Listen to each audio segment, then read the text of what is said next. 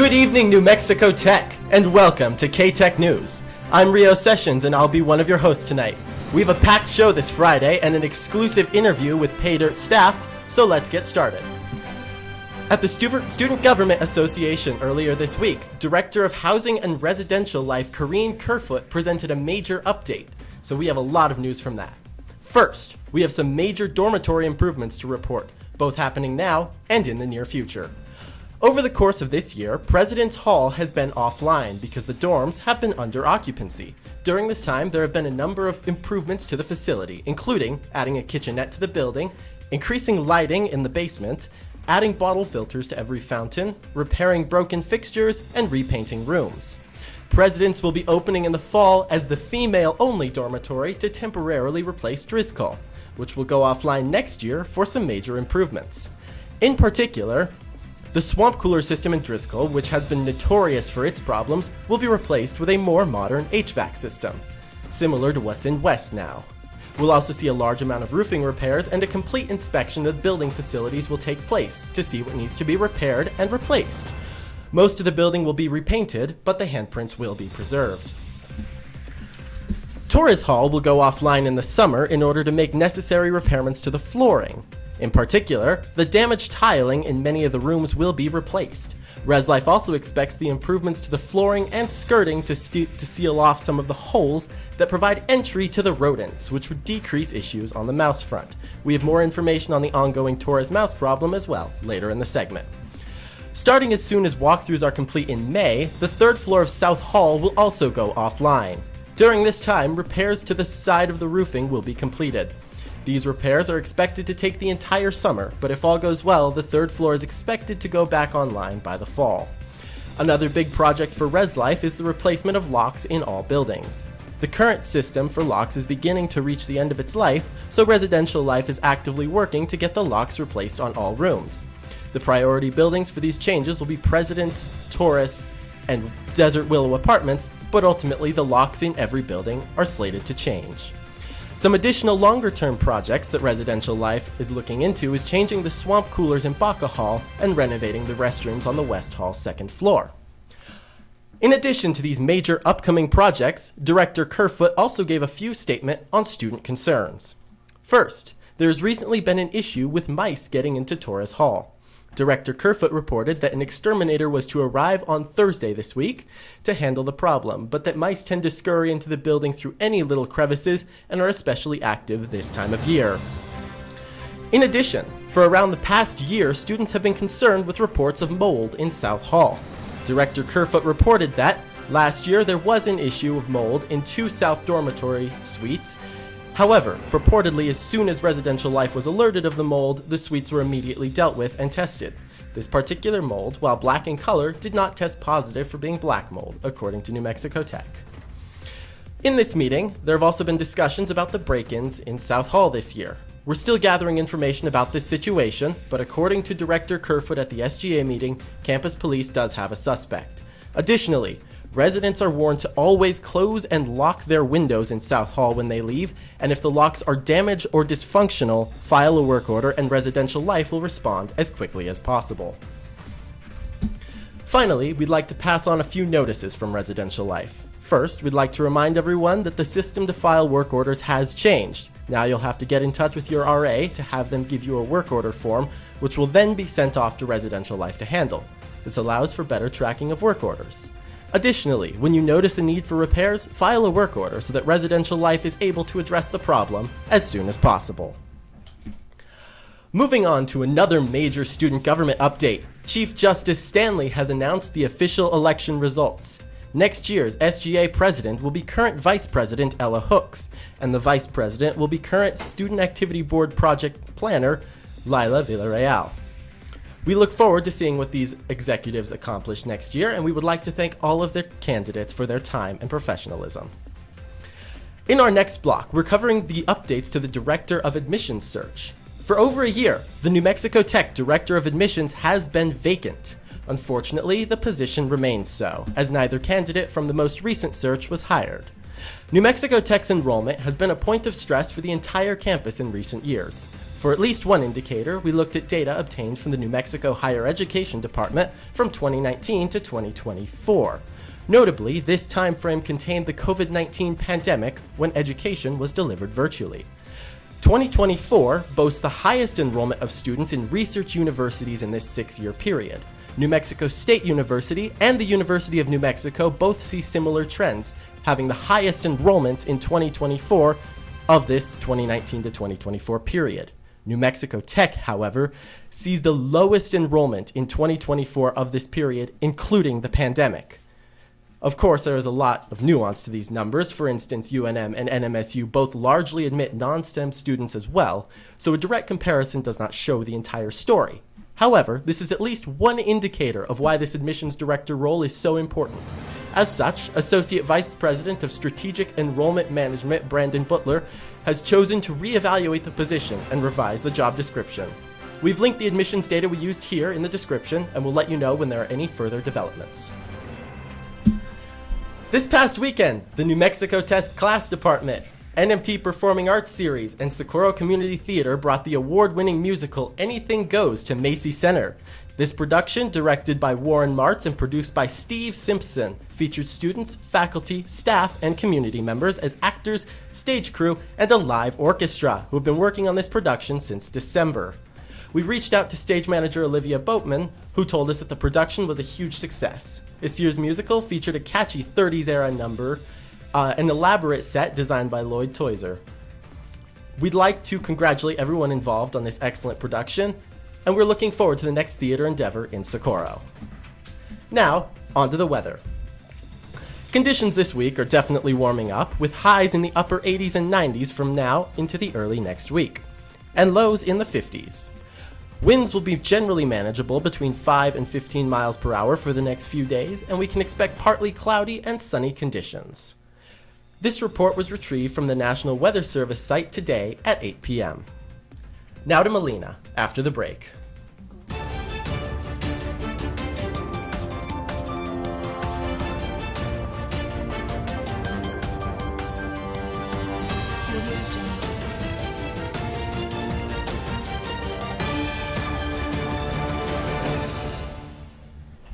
Hello everyone, and happy Friday! April is Sexual Assault Awareness Month. According to the National Sexual Violence Resource Center, in the U.S., nearly 81% of women and 43% of men have experienced some sort of sexual harassment and/or assault in their lifetime. Sexual Assault Awareness Month is a time for survivors, advocates, and the community to bring awareness and talk openly about sexual violence. NMT Health and Wellbeing recently shared an email with suggestions to avoid committing a non-consensual act without a victim-blaming undertone. 1. If you have limits, make them known as early as possible. Speak clearly and firmly. Try to remove yourself from the presence of a sexual aggressor. Find someone to help.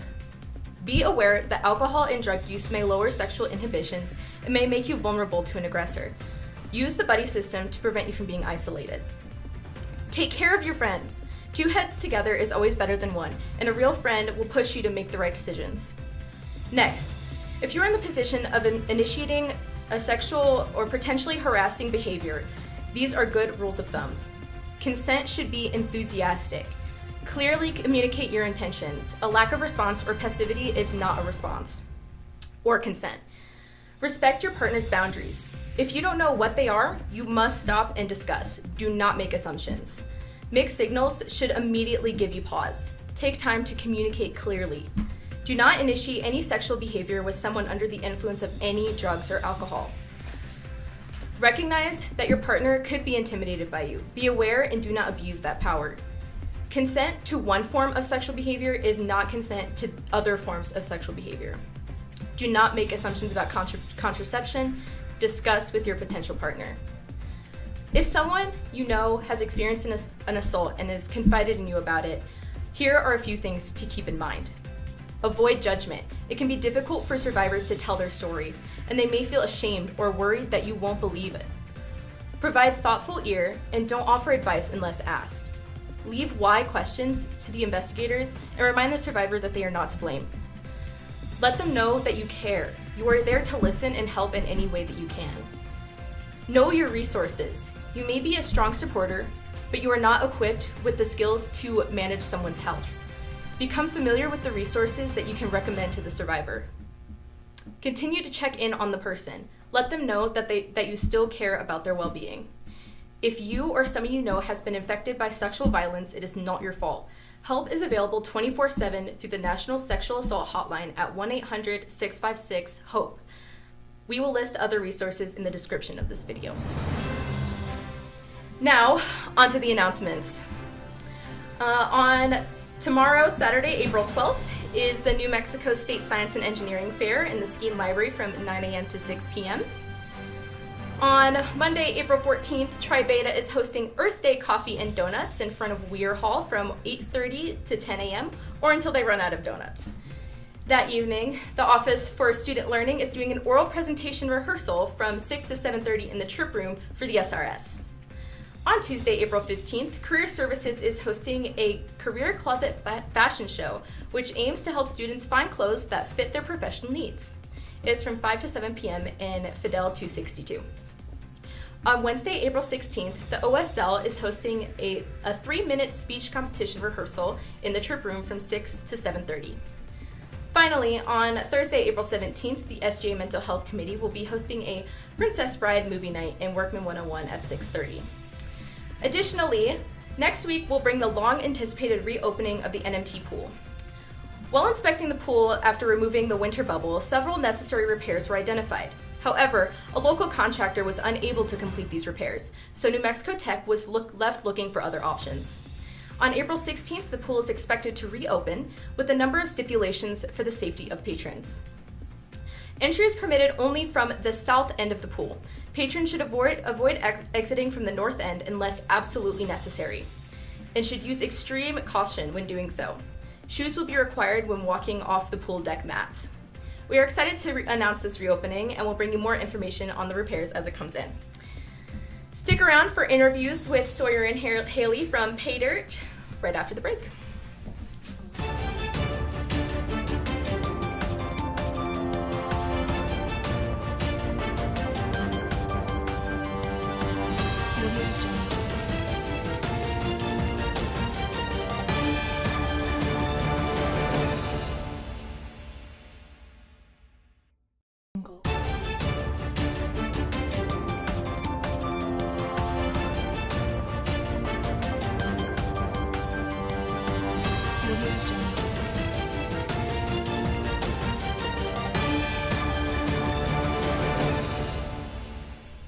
Hello guys, we are back. My name is David Koshkin. I'm running from behind the scenes today for this new segment, but why don't you guys introduce yourselves?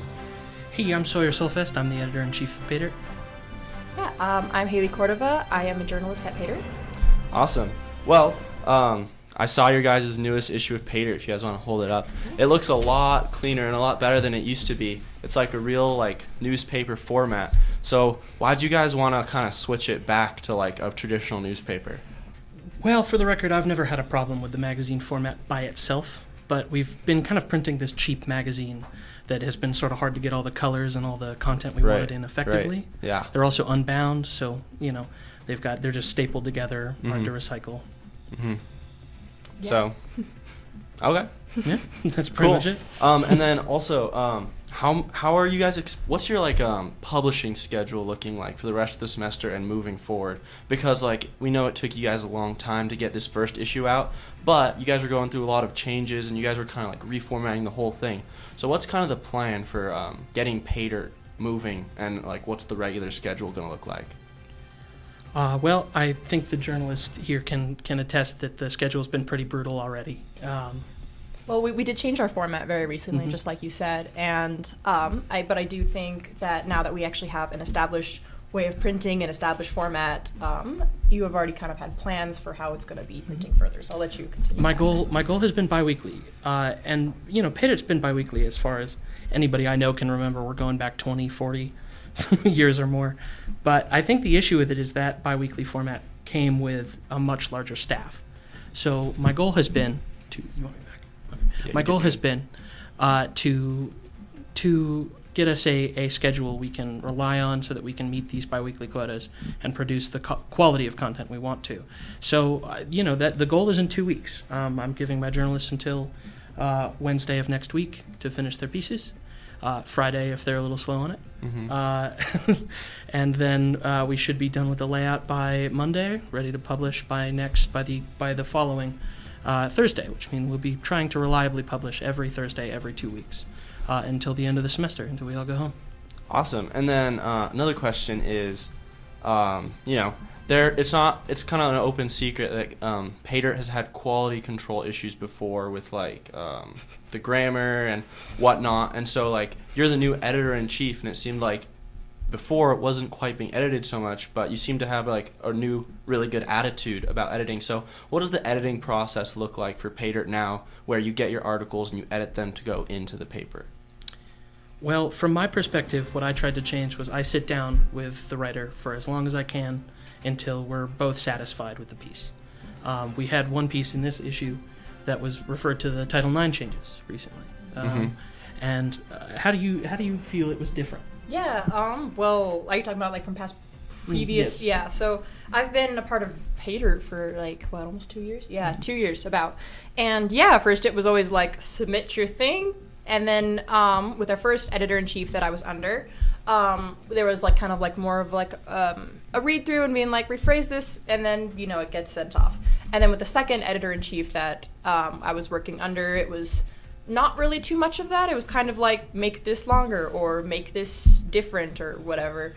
But for this one, it was a lot of individual work, and I would say now that it's a lot of actually sitting down in the office and actually using our office hours to talk about a lot of our issues. And I'm actually really proud of all the articles that I wrote. I really like the other journalists' articles, and I think everyone. Yeah. For the record, I agree. Instead of just going over some of the overarching ideas, we don't just go through the ideas. We go through pretty much every syllable with you. I'm going to sit down and I'm going to intake every bit of it. Because, I think a misconception from previous editors, too, has been that your job is just grammar. Your job is just these stylistic or ideological choices. Right. And that's true. But there is, and I did just say stylistic, but I mean more in terms of traditional style. Right, how you get your voice across, how you communicate those ideas is really important to us as people who write something. It's crucial. It's key. You can't get away with anything less, in my opinion. So I don't. Even if it takes a little bit longer, even if it leaves me a little bit, longer in the teeth towards the end of the issue, I will still go through each portion. I will not leave any bit kind of unscoured. And I had pieces last semester, personally, when I was still a journalist, that were unedited, that had not been viewed.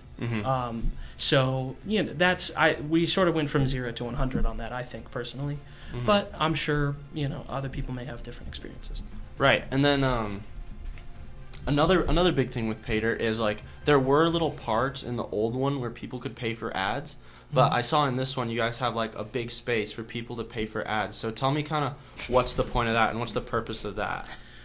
Do you want to start off with that? Ad manager? Yes, I am also the ad manager as well as the art. I'm one of the journalists that's also working on the meter as well as the 2 articles a week. But yeah, so basically, I was tasked with finding people or just companies in Socorro that would be willing to advertise their stuff. And which is actually kind of interesting because the other person that's also working on this does not like talking on the phone. I be talking on the phone a lot for my job when I go back home. It's me. So, I hate it. Yeah. I hate it. Yeah, but I don't like going in person. And you're like, that's fine. We can just go bother them. I'm like, no, thank you. Yeah. But yeah. So kind of what we're doing is we actually do have a couple people that are actually willing to actually or interested in putting in ads.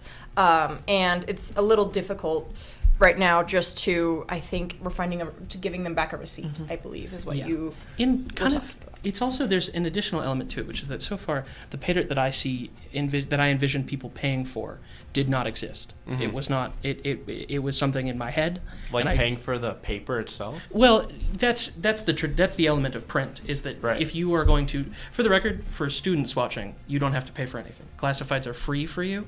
If you have information you want circulated, it is covered. Because your student fees pay for pay dirt anyway. Right. So it would be, I find, morally bankrupt to take more from you.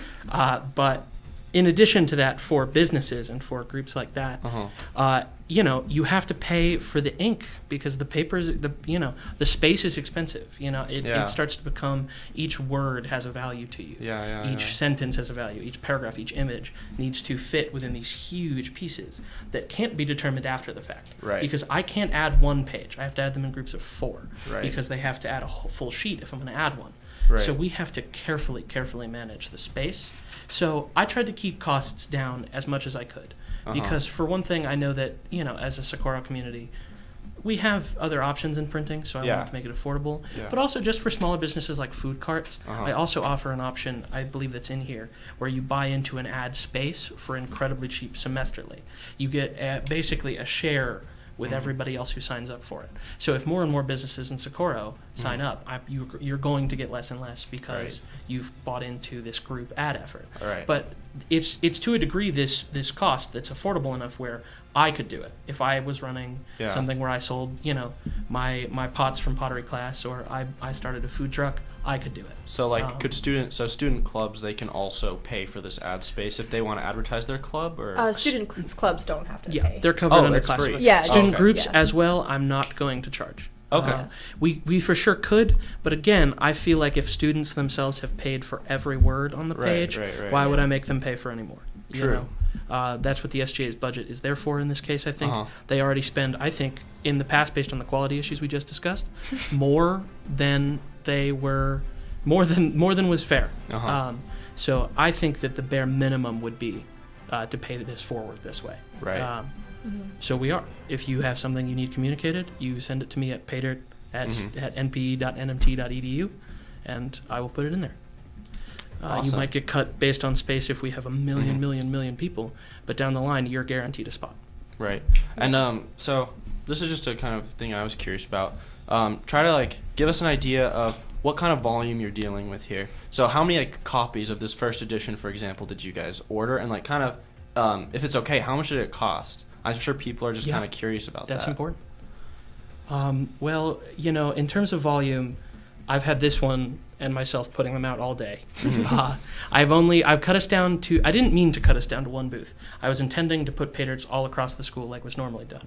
But unfortunately, you all took that from me by grabbing them too fast. I would say fortunately. We have never had pay dirt go this fast. In my 4 semesters of being here, It looks never gone this fast. looks great. It looks really good. I think last semester we would order 150 issues or 150 copies per issue at a rate of 400 at really slow shipping. So, my issue with that is if you walk around right now, you can find those copies still.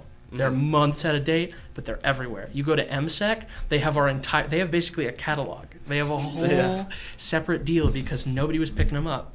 And so, I figured if that's what 150 does, why don't we knock it down to 120 and see what happens? I was wrong because I didn't think you all would be so cool. So not cool, but you get what I'm saying. I didn't think it would be accepted so quickly. I thought it would take more time. I thought it would take more convincing. And almost immediately, I've shattered the record I've ever seen in I think it's weird because my years at Paydirt aren't continuous. But I had a few years ago, I have a few years now, or I have a year now.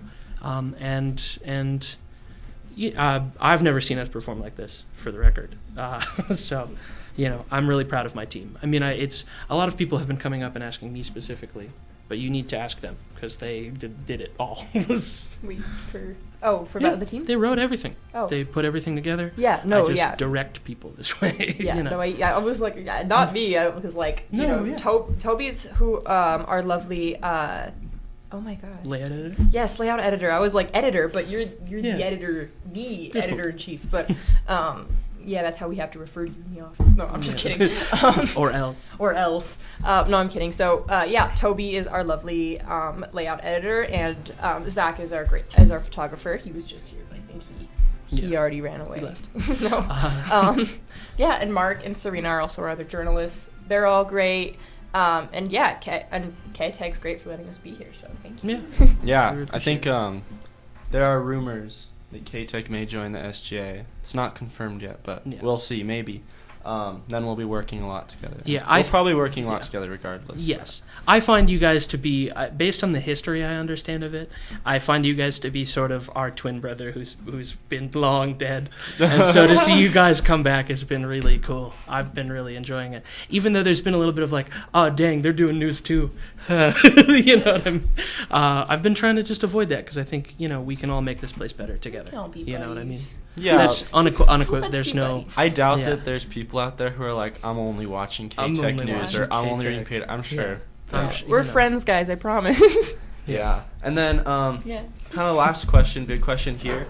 It's expensive to be printing stuff, Oh, and yes. it's like it's a major cost. It's expensive because like you guys are actually on payroll, right? Mhm. So, me and you actually talked earlier today, like how much it would cost to buy your own printer. Mhm. So, what's kind of the number one thing that people could do to push the vibe of give Pater and KTEK the media more money, Yeah. and More give them like money. more resources? Because Uh, like I think that together, like we could have a really big part to play in getting attendance up. So, what's the number one thing you think people could do to kind of help get more funding and more money for this kind of stuff, which is really important?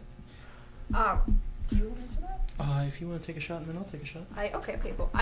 I think the transparency of both of these outlets for media and news is it's super. I mean, we even see this with like social media. Like the transparency of certain things get a lot of people informed, and I think especially here at Tech, there's a lot of things that students just don't know about. I mean, a lot of people look kind of down on the SGA because right now we're just. I'm using Ella's words, so Ella, yeah, if you're watching, yes, I'm copying you. But, they just see like a charge taken out of their accounts, and, it's just like, oh, the SGA just took my money. We don't know what they do. But it's like all these events, all these other things, and all of these things that we also do with that budget. It's really beneficial, and I think I think the media that we both of our services kind of provide is it kind of gives you that transparency that people can kind of know what's going on in the school, and people can kind of understand, and it's like a simpler format versus like us all kind of dragging it down or going to Senate meetings and all that. No one wants to go to Senate meetings. They're not that fun. I mean, they are fun, but they are long when they are long. So Yeah, that's a really good point. I want to emphasize real quick before you answer. Yeah.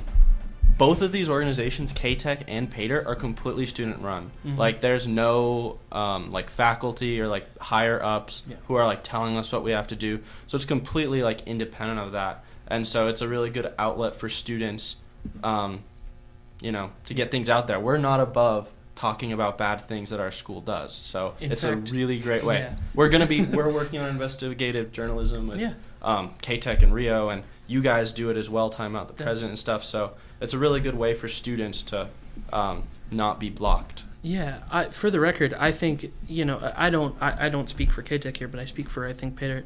Pater as a newspapers are cool, and I think entertainment's important, and I think that part of media is reasonable and necessary, and that's super cool. My main goal, my number one goal, is accountability. Is to make sure that truth and our school is verified.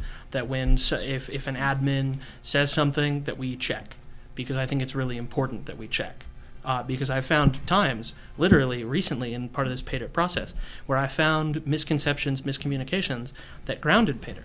Part of the reason Pater's so late is because I attempted to switch us in printing, and I got told I could not print with this group. They strung me along on this email chain on one section of admin for a few weeks, and then the second I went into purchasing, they were so lovely and so helpful immediately. They got it done in a day. You know what I mean? And so that's something that really worried me. And I've had a few brushes with that at this school. And so the well stuff's one of them. I feel very unfortunate because there have been previous articles in the past issues that I don't think got attention that they deserved, because they covered things similar to like this, but the format just wasn't grabbing people's attention. Some stuff about mental health groups on campus and mental health inefficiencies, some things like that. I think that we could definitely do better. I know there's definitely some groups at Tech that feel a little bit, in some ways, that either their work at Tech or their work as a student or their work as a member of the student workers that feel a little bit, a little bit claustrophobic. And so I've had several times. Oh, I'm so sorry. I thought it was further away. I had several times where I've had people come into my office and ask what they could tell me and how they could tell me it. So if you have something like that, you should come to us. We have some pretty solid, as a newspaper, First Amendment speech protections. On top of that, we also will either any information you want to give us, we will share it as you want it, not as we want it, unless we see that there's a huge moral oversight to something you've shared, where you're like, this guy did this guy did this, and I'm like, well, unfortunately, I have to verify and I have to check, and if I find that out, I have to talk about it. Maybe not even in the paper, maybe just in general, but for the most part. I think our duty at PayDirt is to take whatever information the student body wants shared and share it the way they want it shared. And if that's something, whether it's serious or funny or, really impactful to them and they really care about it, I want to make that clear that we will do our very best to listen to that and answer to you, because we're your, civil servant. You pay for us. So it's our job. Well, oh, sorry. Oh, no. Yes. Yeah. I agree with that. No.